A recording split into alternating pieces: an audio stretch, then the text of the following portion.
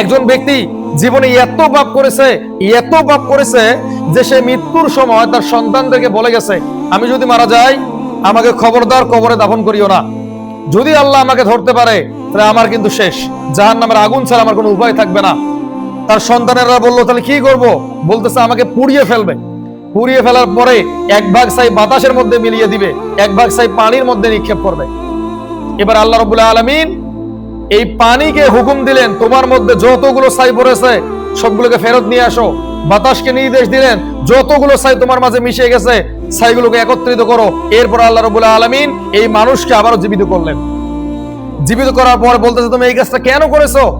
এই ব্যক্তি বলতেছে, হে আল্লাহ, এই কাজটা কেন করেছি আমার থেকে তুমি ভালো জানো, আমি তোমার ভয়ে এই কাজটা করেছি। আল্লাহ রাব্বুল আলামিন বলছেন, তোমার অন্তরে যখন আমার ভয় আছে এর ওসিলায় তোমাকে আমি ক্ষমা করে দিলাম। এই ব্যক্তি একটা রোজা রাখে নাই, একদিন হজ করে নাই, এক ওয়াক্ত নামাজ পড়ে নাই, আল্লাহ রাব্বুল আলামিন কি তাকে ক্ষমা করে নাই? এটা কি দয়ার নিদর্শন না? আবার এমনও ব্যক্তি আছে যে একজন মহিলা, একজন বেভিচারিণী মহিলা, যে দেহ বিক্রি করে সংসার চালাতো, যে সে যৌনকর্মী ছিল।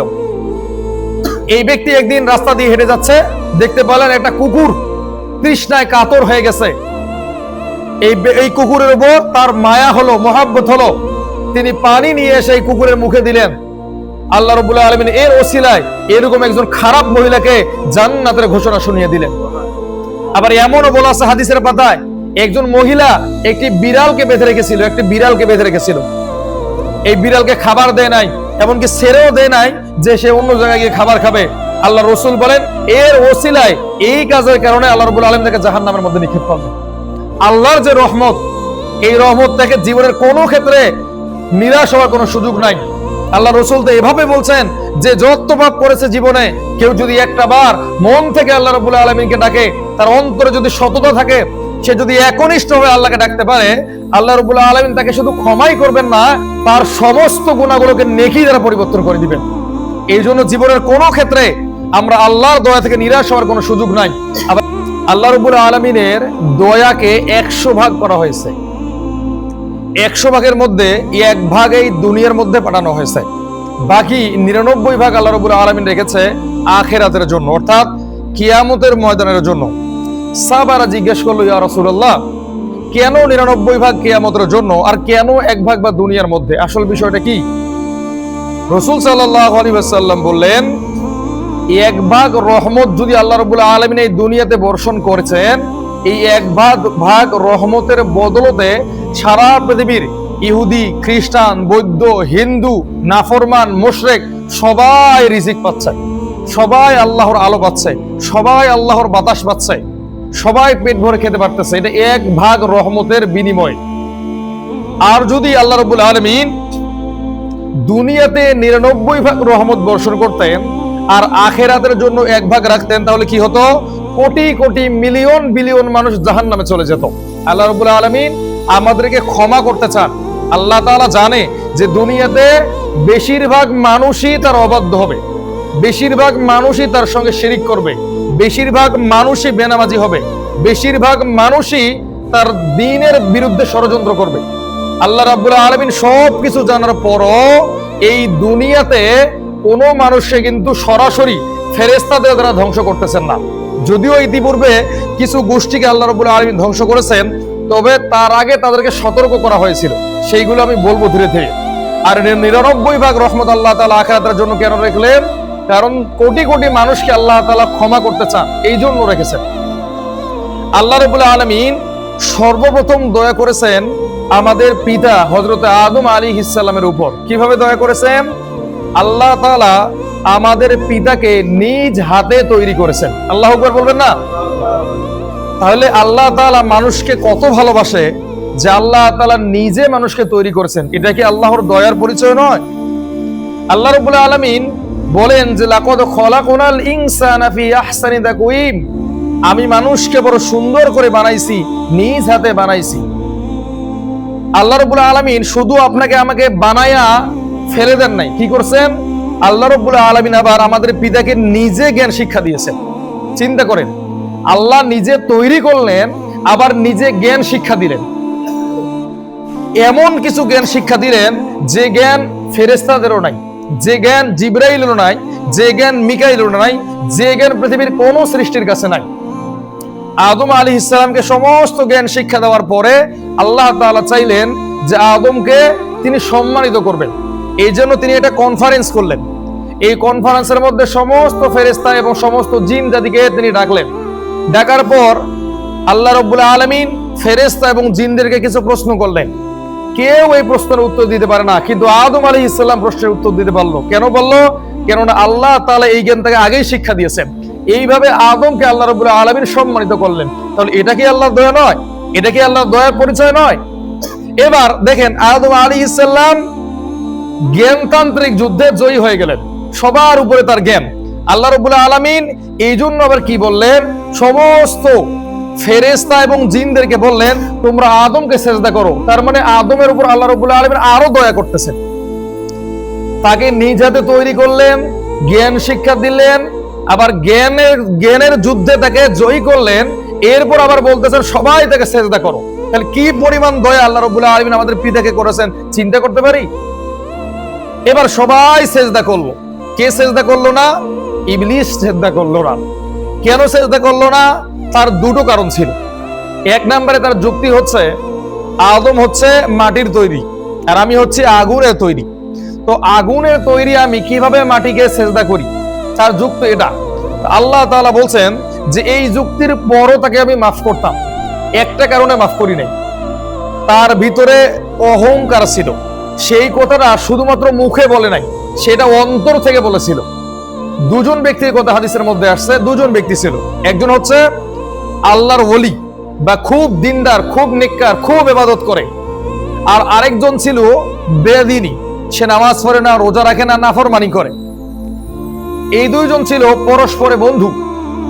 যে ব্যক্তি আল্লাহর ইবাদত করে, তাহাজ্জুদ পড়ে, দিনের যতগুলো কাজ আছে সমস্ত কাজ করে, এই ব্যক্তি তার সেই বন্ধুকে প্রতিনিয়ত দাওয়াত দেয় যে বন্ধু আসো নামাজ পড়ো, বন্ধু আসো রোজা রাখো, বন্ধু তুমি আমার সঙ্গে দিনের কাজে সময় দাও। কিন্তু এই বন্ধু বলে যে তুমি আমাকে ডাকতে আসিও না, তো আমাকে আল্লাহর হালতে ছেড়ে দাও, আল্লাহ আমার যা করে করবে। কিন্তু একদিন এই ব্যক্তি এত জঘন্য একটা কাজ করলো, এত জঘন্য একটা কাজ করলো, তখন তার এই ওলি বন্ধু বা তার এই দিনদার বন্ধু একটা কমেন্ট করলো। কি কমেন্ট? যে আল্লাহ তোকে আর ক্ষমা করবে না, জাস্ট এতটুকু। এবার আল্লাহ রাব্বুল আলামিন সাথে সাথে দুইজনের মৃত্যু ঘটালেন। ঘটানোর পরে তাদের দুইজনকে পুনর্জীবিত করলেন। করার পরে এই ওলিকে জিজ্ঞাসা করলেন যে তুমি কি আমার রহমত সম্পর্কে জানো না? আমি কি কখনো বলেছি যে আমি আমার এই বান্দাকে ক্ষমা করব না? তাহলে তুমি কেন তার ব্যাপারে স্টেটমেন্ট দিলে যে আমি তাকে ক্ষমা করব না? আজকে তাকে আমি ক্ষমা করেছি, বরং তোমাকে আমি আজকে জাহান্নামে দিয়ে দিতেছি। কেন? এই দিনদার ব্যক্তি এটা মন থেকে বলেছিল, মুখের কথা না। একটা হচ্ছে মুখের কথা, একটা হচ্ছে মনের কথা। মন থেকে স্টেটমেন্ট দিয়েছিল যে আল্লাহ তোমাকে ক্ষমা করবে না। তাহলে সারা জীবন ইবাদত না করেও আল্লাহর ক্ষমা পাওয়া যায়। কারণ আল্লাহ রাব্বুল আলামিন কি দেখে?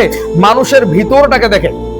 দুনিয়ার মানুষ আমাদের বাহিরের দিকটা দেখে, আমাদের টাকা দেখে, আমাদের সৌন্দর্য দেখে, আমাদের বংশ দেখে, আমাদের রাজনৈতিক পাওয়ার দেখে, কিন্তু আল্লাহ রাব্বুল আলামিন কিন্তু এগুলো দেখে না। আল্লাহ রাব্বুল আলামিন আপনার আমার ভিতরটাকে দেখে।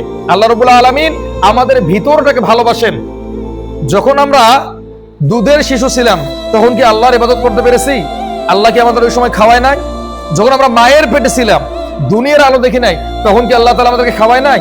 তখন কি আমরা আল্লাহর ইবাদত করতে পেরেছি? সুতরাং আল্লাহ আমাদের ভিতরটাকে ভালোবাসে।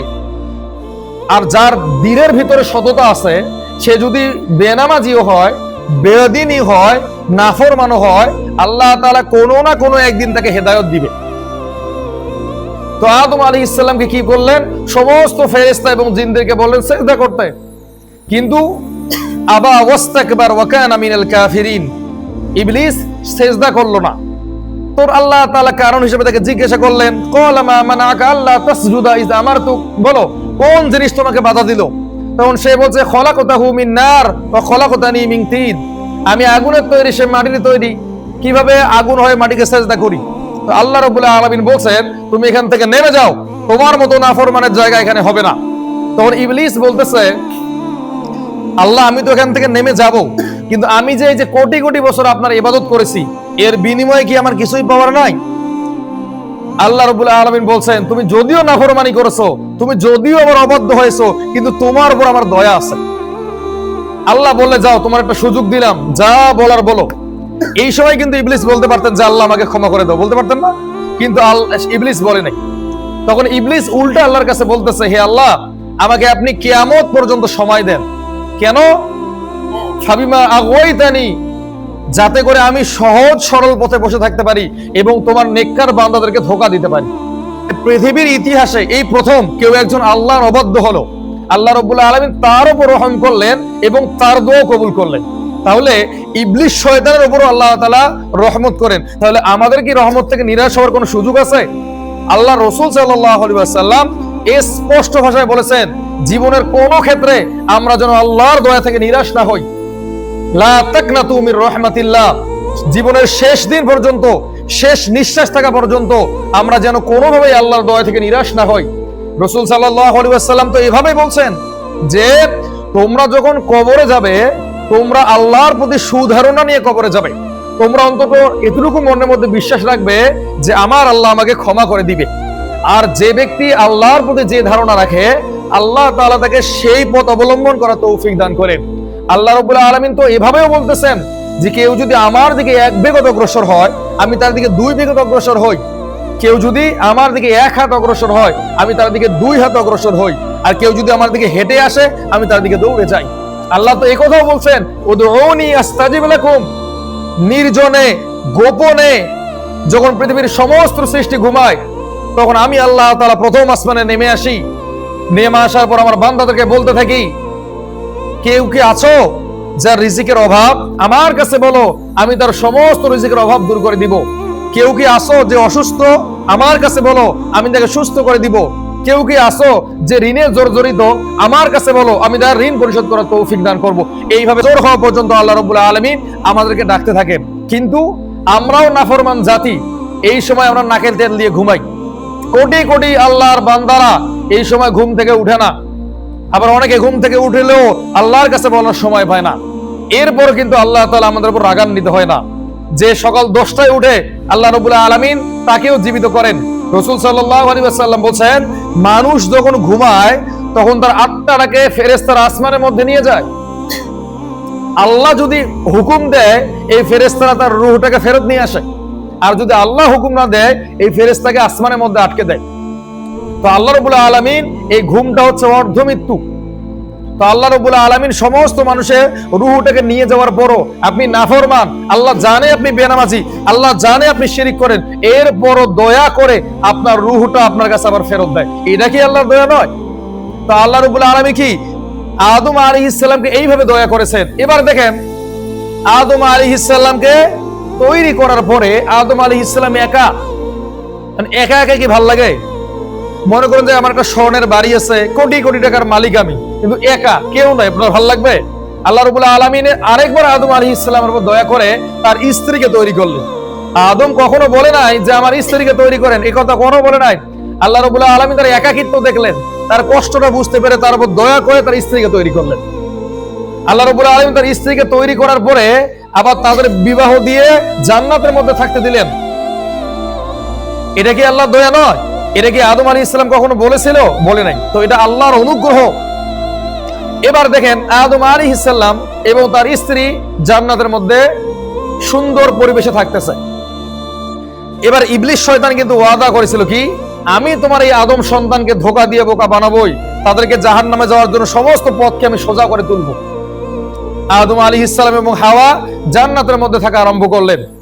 এদিকে আদম আলাইহিস সালামের কাছে শয়তান বিভিন্ন রূপে গেল, গিয়ে আদমকে বোকা বানানোর চেষ্টা করলো। কিন্তু আদম আলাইহিস সালাম তার কথায় নিজের মনকে নরম করলেন না। এবার শয়তান তার স্ত্রী হাওয়া আলাইহিস সালামের কাছে গেল, গিয়ে তাকে বিভিন্ন ওয়াসওয়াসা দিতে শুরু করলো। তাদের সামনে লোভ প্রলোভন তুলে ধরলো, বলল যে ওই যে গাছটা দেখতে পাচ্ছ, যেখানে আল্লাহ তাআলা তোমাদেরকে যেতে নিষেধ করেছে, ওই গাছের ফল যদি তোমরা খেতে পারো তাহলে তোমরা অমর হয়ে যাবে। এইভাবে ওয়াসওয়াসা দিল। আল্লাহ রাব্বুল আলামিন এই শয়তানকে তখন তার সামনে এমন ভাবে পরিবেশন করেছিল, হাওয়া আলাইহিস সালামের মন গলে গেল, নরম হয়ে গেল। এবার হাওয়া আলাইহিস সালাম কি করলেন, তার স্বামী অর্থাৎ আদম আলাইহিস সালামকে বুদ্ধি দিয়ে তারা সেই গাছের নিকটে চলে গেল, যাওয়ার পর সেই ফল খেয়ে ফেললো। এই ফল খাওয়ার সঙ্গে সঙ্গে কি হলো জানেন? সর্বপ্রথম তাদের পরনের কাপড়টা খুলে গেল। তাহলে আল্লাহ তাআলার অবাধ্য হওয়ার পরে সর্বপ্রথম পৃথিবীতে কি শাস্তি হলো বলেন তো? গায়ের কাপড় খুলে গেল। তাহলে শয়তানের ওয়াসওয়াসা শোনার পরে সর্বপ্রথম কি হলো? মানুষের শরীর থেকে কাপড় খুলে গেল। আজকের দিনেও সারা পৃথিবীতে দেখবেন একটা চক্র বা একটা সভ্যতা আমাদের মেয়েদের শরীর থেকে কাপড় খুলে নেওয়ার চেষ্টা করতেছে না? এখন আপনার মেয়েটা স্কুলে যাবে, সে আর বোরকা পরে যেতে পারতেছে না, তাদেরকে দুই পাশে ফাড়া এরকম জামা সালোয়ার পরে যেতে হচ্ছে। এটা বাধ্যতামূলক। আবার আপনার ছেলে আপনার মেয়ে একটা জায়গায় বসে পড়াশোনা করবে। আবার আপনার মেয়েটাকে কি করতে হবে? গান শেখাতে হবে, নাচ শেখাতে হবে। আবার এটা না করলে তো আবার ইজ্জত থাকতেছে না বাবা মায়ের। মানে এমন এক সিস্টেম পৃথিবীতে লঞ্চ করেছে যাতে করে মেয়েদের কাপড়টা তারা খুলে ফেলতে পারে। সারা পৃথিবীতে একটা ইন্ডাস্ট্রিজ আছে যার নাম হচ্ছে পর্ন ইন্ডাস্ট্রিজ। হয়তো মুরব্বীরা এটা বুঝবে না, এখন ইয়াং জেনারেশন এটা বুঝবে। পর্নোগ্রাফি, অশ্লীল, একেবারে যেটাকে বলা হয় অলঙ্গ, এরকম একটা ওয়েবসাইট যেটা সংখ্যা পৃথিবীতে 20 কোটি।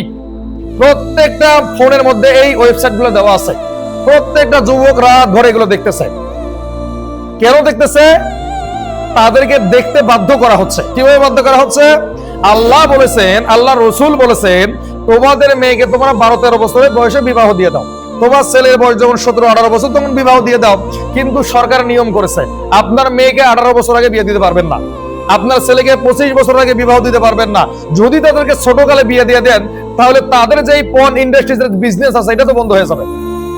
তারা চায় যে আপনার ছেলে আপনার মেয়ে পর্নোগ্রাফি দেখুক, তাদের শরীরটা নষ্ট হয়ে যাক, তাদের ব্রেনটা নষ্ট হোক, তারা আল্লাহর পথ থেকে দূরে সরে যাক। এই জন্য তারা রাষ্ট্রীয়ভাবে আইন প্রণয়ন করেছে।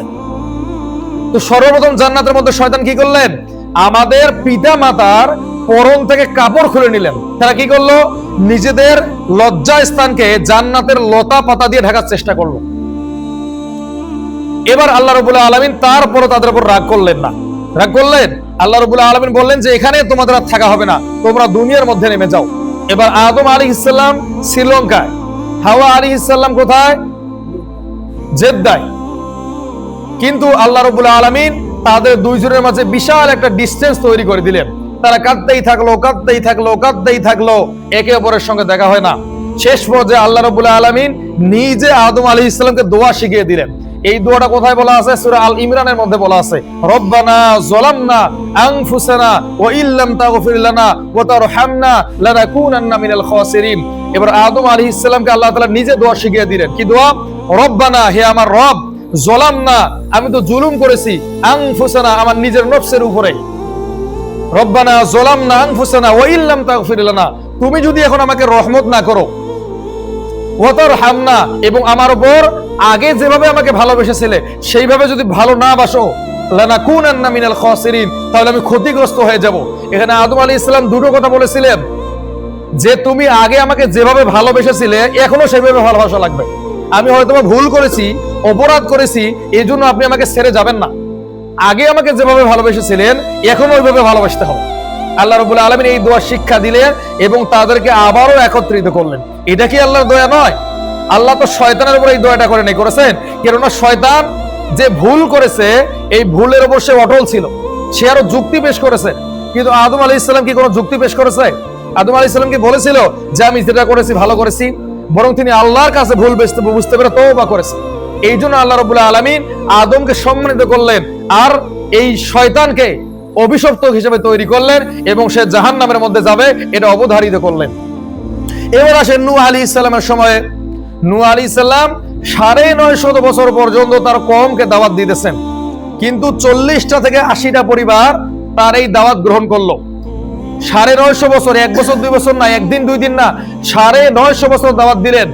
মানুষ তাকে লাঞ্ছিত করে, অপমানিত করে, ঘাট ধাক্কা দেয়, তার মুখের মধ্যে গোবর ছুঁড়ে মারে। এমন কোন অপমান নাই যেটা নূহ আলাইহিস সালামকে করা হয় নাই। এরপর 950 বছর দাওয়াত দিলেন, কিন্তু মানুষ ইসলাম কবুল করে না। এরপর আল্লাহ রাব্বুল আলামিন তাদেরকে নিদর্শন দেখানোর জন্য তারা যেন আল্লাহর পথে ফিরে আসে, এই জন্য নূহ আলাইহিস সালামকে বললেন, তুমি একটা নৌকা তৈরি করো। শুকনোর মধ্যে নৌকা তৈরি করা হচ্ছে, না আছে বৃষ্টি, না আছে নদী, মরুভূমির ভিতরে নৌকা তৈরি করা হচ্ছে। এবার সমস্ত জনগণ হাসাহাসি শুরু করলো, নূহ পাগল হয়ে গেছে, নূহ তো পুরো মাথা শেষ হয়ে গেছে, সে মেন্টাল হয়ে গেছে, না আছে বৃষ্টি না আছে নদী, এই নৌকা কোথায় ভাসাবেন? এবার নূহ আলাইহিস সালাম নৌকা তৈরি করার পরে সমস্ত কওমকে ডাক দিলেন যে আসো তোমরা এই নৌকার মধ্যে উঠো। আল্লাহ রাব্বুল আলামিন তো ডাইরেক্ট বৃষ্টি দিতে পারতেন না, যে তোমরা যে কয়জন আছো তোমরা নৌকার মধ্যে চড়ো, বাকি সবাইকে আমি ধ্বংস করে দিব, কিন্তু এটা তিনি করেন নাই। নৌকা তৈরি করার পর আবার নূহকে পাঠিয়েছেন, যাও যারা যারা বিশ্বাসী তাদেরকে এখানে উঠাও, সে যে দলের হোক, যে গোত্রের হোক, যে মানুষের হোক, যারা নৌকার মধ্যে উঠবে তারা বাঁচবে। এটা কি আল্লাহর দয়া নয়? এটা আল্লাহর দয়া নয়? এবার সবাই যারা মুমিন 40টা বা 80টা পরিবার সবাই নৌকার মধ্যে উঠলো। নৌকার মধ্যে উঠলো না নূহ আলাইহিস সালামের স্ত্রী, নূহ আলাইহিস সালামের সন্তান নৌকার মধ্যে উঠলো না। আল্লাহ রাব্বুল আলামিন বারবার সতর্ক করার পরে এরা যখন আল্লাহর পথে ফিরে আসলো না, এবার তাদেরকে বর্ষা দিয়ে বৃষ্টি দিয়ে ধ্বংস করে দিলেন। আকাশ থেকেও পানি পড়ে, মাটির নিচ থেকেও পানি উঠে।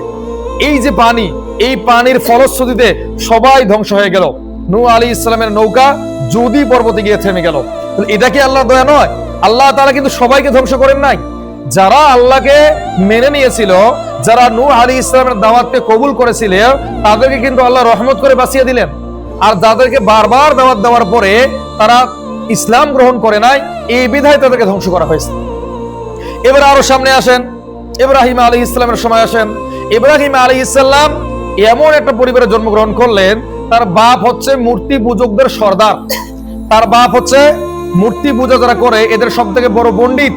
তার বাবা মূর্তি তৈরি করে বাজারের মধ্যে বিক্রি করে, তার বাবাকে ছাড়া পূজার মণ্ডপ উদ্বোধন হয় না। এই পরিবারে ইব্রাহিম আলাইহিস সালাম জন্মগ্রহণ করলেন। করার পরে আল্লাহ রাব্বুল আলামিন বলছেন, আমি আকাশের নিদর্শন দ্বারা ইব্রাহিমকে তার রবের পরিচয় তুলে ধরলাম। ইব্রাহিম আলাইহিস সালাম আকাশের মধ্যে তাকালেন রাতের বেলা, দেখলেন তারা, বড় বড় তারা। তিনি বললেন, হাযা রব্বি, এটাই মনে হয় আমার রব। কিন্তু যখন এই তারাগুলো নিভে গেল, ফালাম্মা আফালাত ক্বালা লা উহিব্বুল আফিলিন, যখন তারাগুলো অস্তমিত হয়ে গেল, তখন তিনি বলছেন যে এটা তো আমার রব হতে পারে না। এরপর যখন তিনি আকাশের মধ্যে চাঁদ দেখতে পারলেন, সে বলতেছে, ক্বালা হাযা রব্বি, এটাই মনে হয় আমার রব। ফালাম্মা আফালাত ক্বালা লা ইল্লাম ইয়াহদিনি রব্বি লাকুনান্না মিনাল কওমিদ দাল্লিন, যখন আবার এই চাঁদটা অস্তমিত হয়ে গেল, সে বলতেছে যে না, যে জিনিস অস্তমিত যায় এই জিনিস তোমার রব হতে পারে না। এবার তিনি দিনের বেলা বিশাল আকারের সূর্য দেখলেন, তিনি বলছেন, হাযা আকবার, এটাই মনে হয় আমার বড় রব। কিন্তু ফালাম্মা আফালাত ক্বালা ইয়া কওমি ইন্নী বারিউম মিম্মা তুশরিকুন, যখন এই সূর্য ডুবে গেল, তখন সে বলছে, হে আমার কওম, নিশ্চয়ই আমরা যাদেরকে রব মনে করতেছি এরা আমাদের রব না, বরং আমার রবকে ইন্নী ওয়াজ্জাহতু ওয়াজহিয়া লিল্লাযী ফাতারাস সামাওয়াতি ওয়াল আরদ হানিফা ওয়া মা আনা মিনাল মুশরিকিন, আমি আমার মুখ ফিরিয়ে নিলাম যিনি আসমান জমিনের মালিক। তো ইব্রাহিম আলাইহিস সালাম ছোট্ট কালেই আল্লাহর নিদর্শন পেয়ে গিয়েছিলেন। এটা কি আল্লাহর দয়া নয়? কোটি কোটি মানুষ তো ওই সময় ছিল, তারা তো হেদায়েত পেল না। তো ইব্রাহিম আলাইহিস সালামকে আল্লাহ রাব্বুল আলামিন নিজ রহমত দ্বারা, নিজ কুদরত দ্বারা তাকে রবের পরিচয় তুলে ধরে তাকে মুসলিম হিসেবে তৈরি করলেন। এবার আরো সামনে আসেন, ইব্রাহিম আলাইহিস সালামকে তার সম্প্রদায় আগুনের মধ্যে নিক্ষেপ করলেন, কিন্তু আগুন কি ইব্রাহিমকে পোড়াতে পেরেছে? আগুনের কি পোড়ানোর শক্তি নাই? আপনি আগুনে হাত দেন তো দেখি শক্তি আছে না নাই? তবে সবার জন্য না। আল্লাহ তাআলা ইব্রাহিম আলাইহিস সালামের উপর ওই পরিমাণ দয়া করেছিলেন যে আগুন ইব্রাহিমকে পোড়াতে পারে নাই, বরং আগুন হয়ে গিয়েছিল ঠান্ডা এবং শীতল। তো এটা কি আল্লাহর দয়া নয়? আরো সামনে আসেন, মূসা আলাইহিস সালামের সময় আসেন। আল্লাহ তাআলার তো কোনো দরকার ছিল না যে মূসার সঙ্গে সরাসরি কথা বলবে, কোনো দরকার ছিল?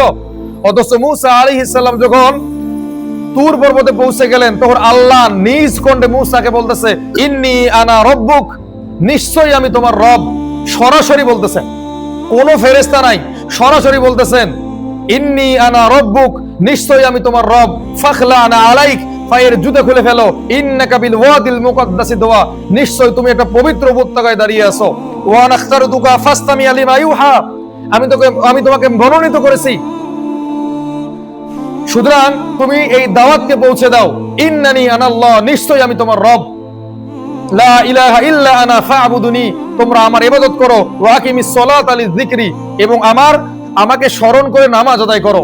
ইন্নাস সাআতা আতিয়াতুন আকাদু উখফিহা, কিয়ামত অবশ্যম্ভাবী, আমি এটাকে গোপন রাখতে চাই। লিতুজজা কুল্লু নাফসিন বিমা তাসআ, যাতে করে প্রত্যেকটা নফসকে তার কর্ম অনুযায়ী ফল প্রদান করতে পারি। এই সমস্ত কথা আল্লাহ তাআলা সরাসরি বলতেছেন।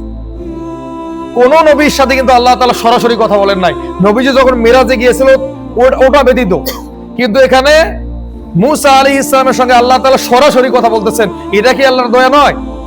মুসা আলাইহিস সালাম যখন জন্মগ্রহণ করেন নাই, ফেরাউন সমস্ত বাচ্চাকে ফেলতেছে, আর এই ছোট্ট মুসা আলাইহিস সালামের মা নতুন একটা বাক্সের মধ্যে ভাসিয়ে দিলেন।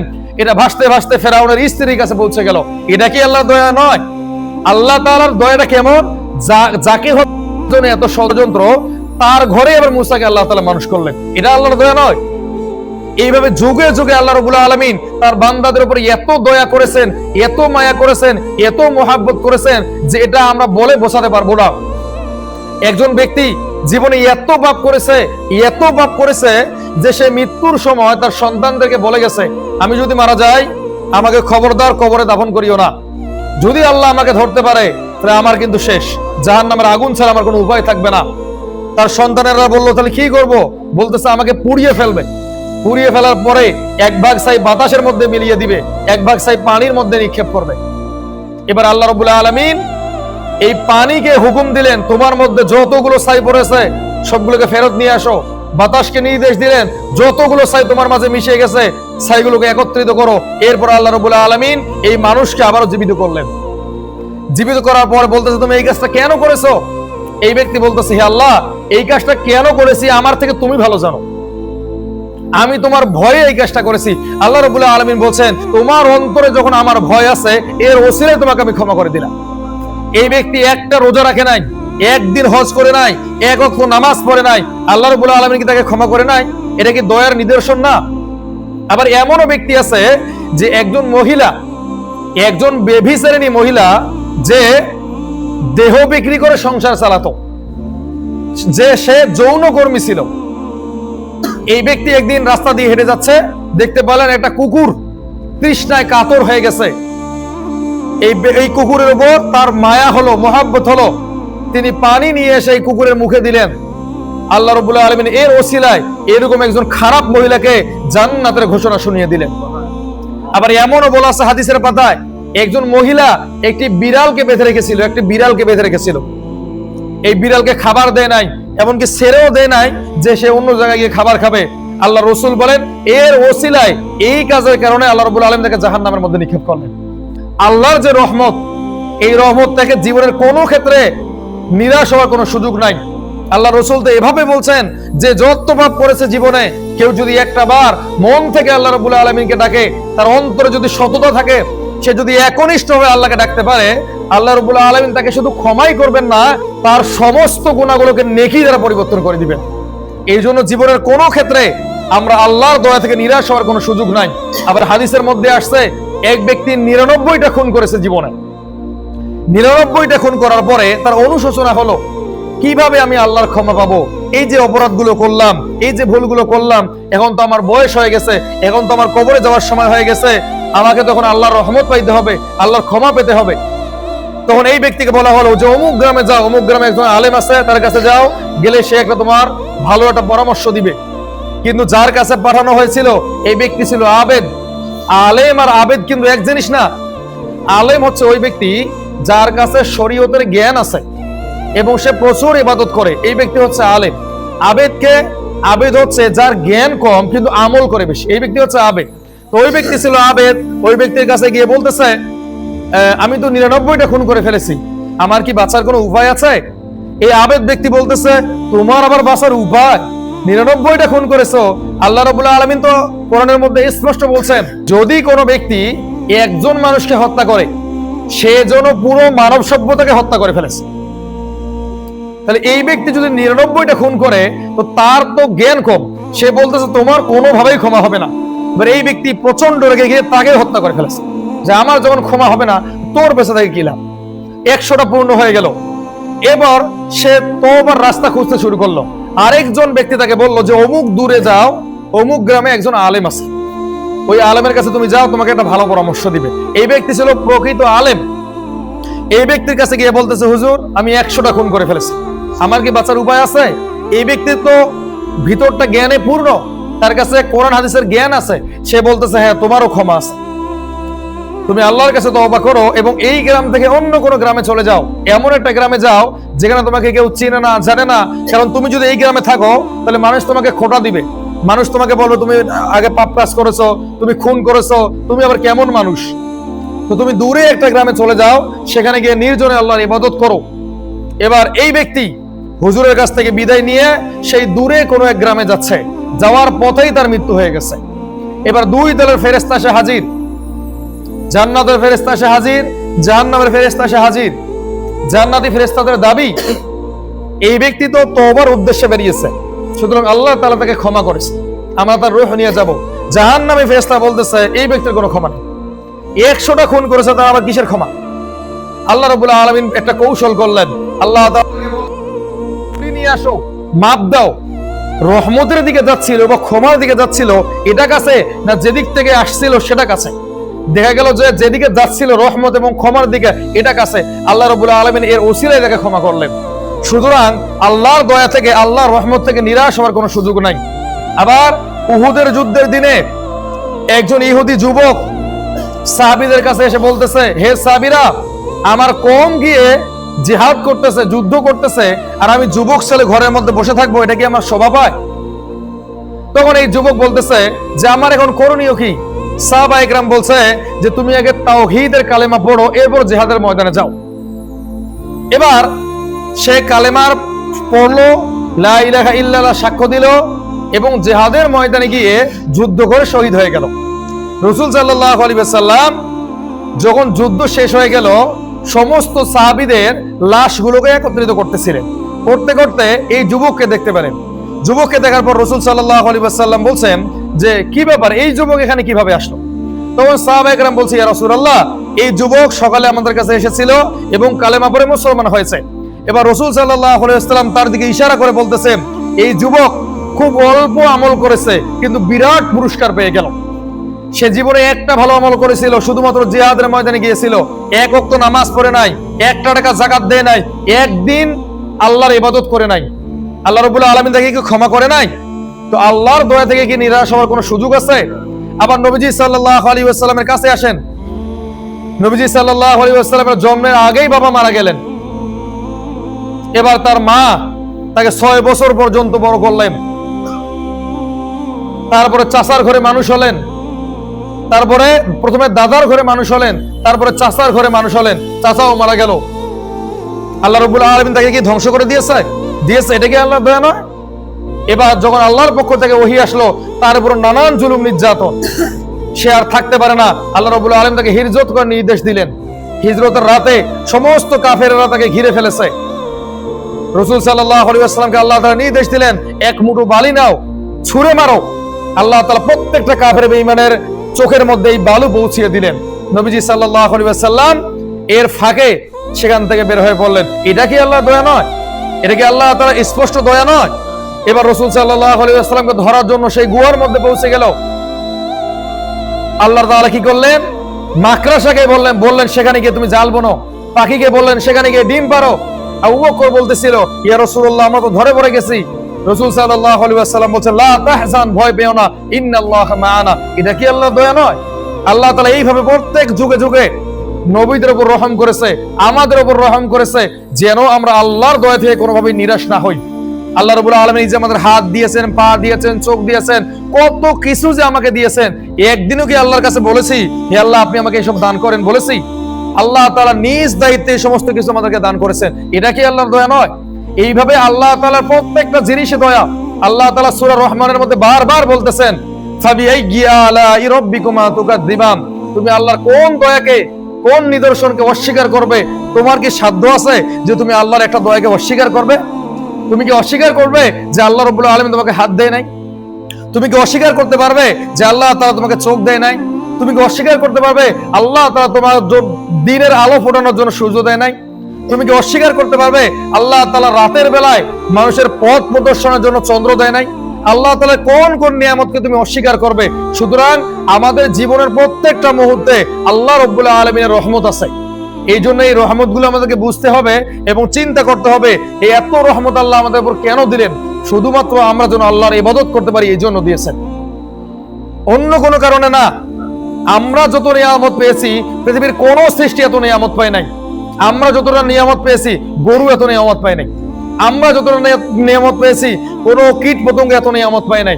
এত নিয়ামত আল্লাহ রাব্বুল আলামিন আমাদেরকে দিলেন যেন আমরা আল্লাহকে চিনতে পারি, তাওহীদপন্থী হতে পারি, রাসূল সাল্লাল্লাহু আলাইহি ওয়াসাল্লামকে অনুসরণ করে যে জান্নাত থেকে শয়তান ওয়াসওয়াসা দিয়ে আমাদের পিতামাতাকে বের করে দিয়েছে সেই জান্নাতের মধ্যে ফেরত যেতে পারি। এই জন্যই এত দয়া করলেন।